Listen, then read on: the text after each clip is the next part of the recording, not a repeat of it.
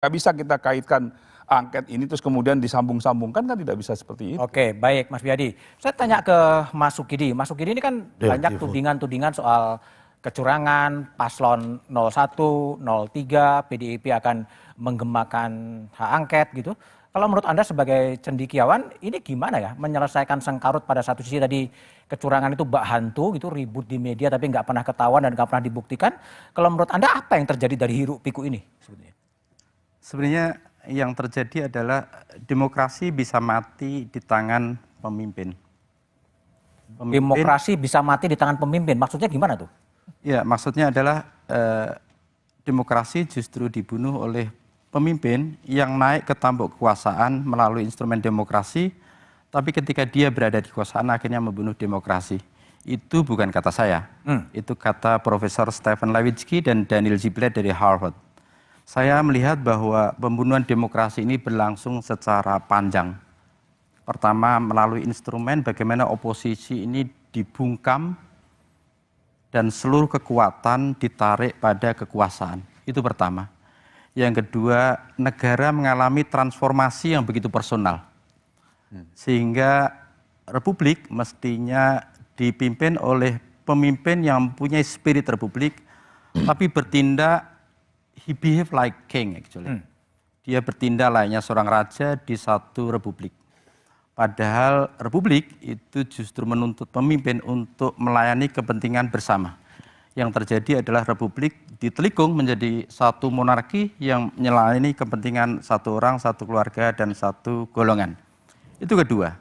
Yang ketiga adalah ingat ketika Bung Hatta ingin mendirikan satu republik demokratis. Dia sadar betul bahwa mungkin satu di antara sedikit ibu dan bapak pendiri bangsa bahwa republik ini harus disandarkan pada hukum. Karena Hatta tidak mau memberikan kekuasaan pada negara.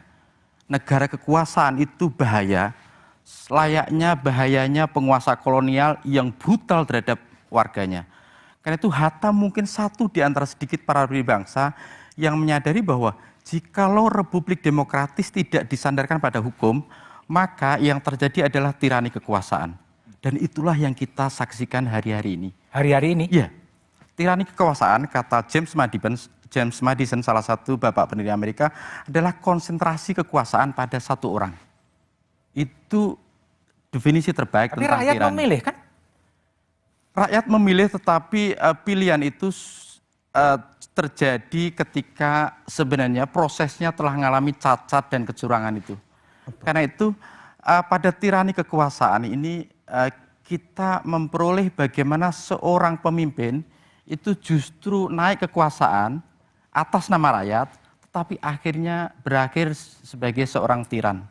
Dan itulah yang terjadi. Kasus bansos yang Anda sebutkan itu adalah contoh telanjang bagaimana tiran populis yang telah terjadi di Jerman. Ingat, Hitler itu naik sebagai pemimpin dengan menggunakan instrumen demokrasi, tapi dia menguasai pikiran rakyat, 86% rakyatnya melalui propaganda, melalui film, melalui cerita yang akhirnya dia membunuh demokrasi. Anda bisa bayangkan bagaimana demokrasi di Jerman yang mengantarkan Hitler pada puncak kekuasaan akhirnya jatuh kepada fasisme.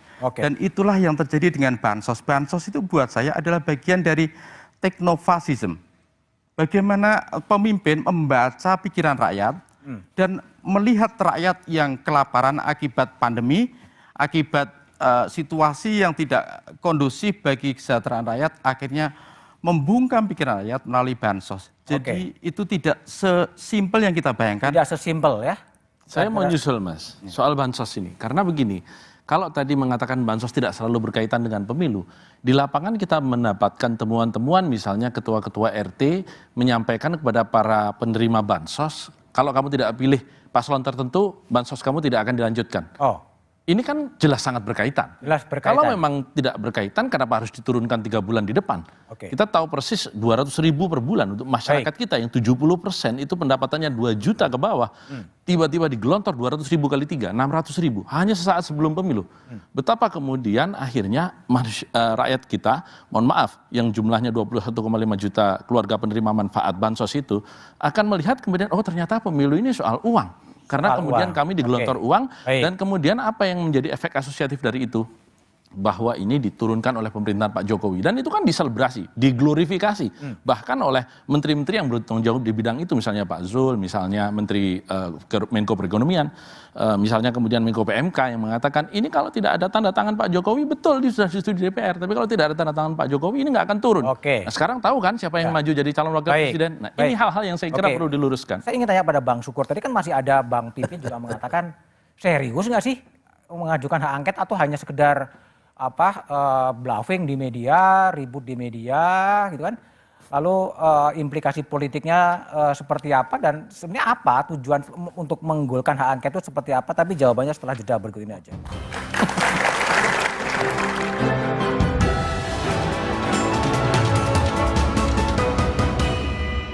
Pasangan Prabowo Gibran disebut unggul dalam hitung cepat Pilpres